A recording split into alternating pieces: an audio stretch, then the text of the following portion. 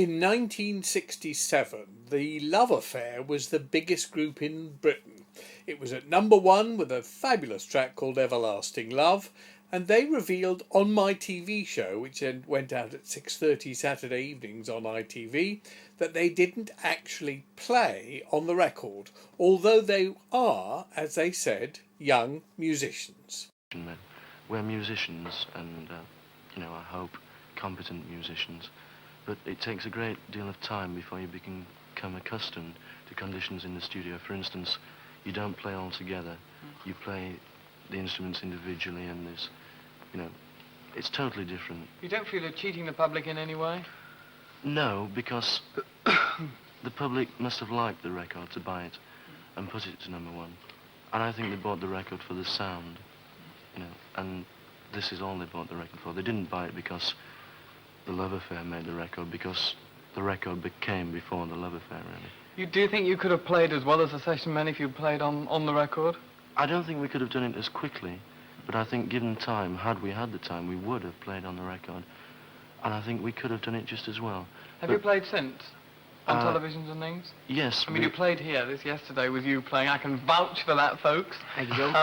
You have played on other TV shows as well? We played on the radio. David Simmons. We did another TV show in Manchester, which we played on ourselves with the help of an orchestra. We have done the record live, so we can do it, on the television.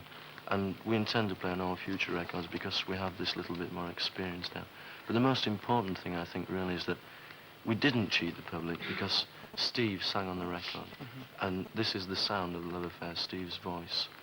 And, I suppose I could turn around and say to you, because you're in the business and you've made records, that you sang on your record, but it didn't also get on the label that, Jonathan King sings on this record. Yes, supplemented, supplemented by Fred Bloggs and numerous other session men. Jim Sullivan and Vic Flick, actually. That's true, yes.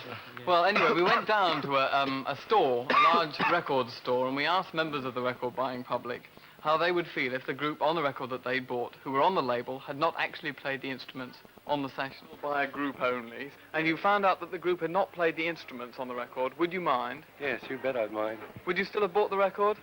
No, definitely not. Why not? What do you object to? I object to the fact that I would be taken for a ride, virtually. No, I wouldn't mind. You wouldn't mind at all? No, What do you buy a record for? because I like music. Would you mind if they did not play the instruments? Pas jouer les instruments? No, No? no, You wouldn't mind? no. Just the sound? Yes. Thank you, merci. Thank you. Well, I feel that seeing as we are paying for the record, we deserve to get something honest for what we're paying for. You think it's dishonest not to play on the record you'll build on? Yes, I think it is. Yeah. Well, I think if you're going to buy a record by that particular group, you want them to be playing it, not just anybody. Well, I'd buy a record for the sound. I don't buy a record for the group. I buy if it's a good sound, I buy it. If it sounds all right, it's okay for me.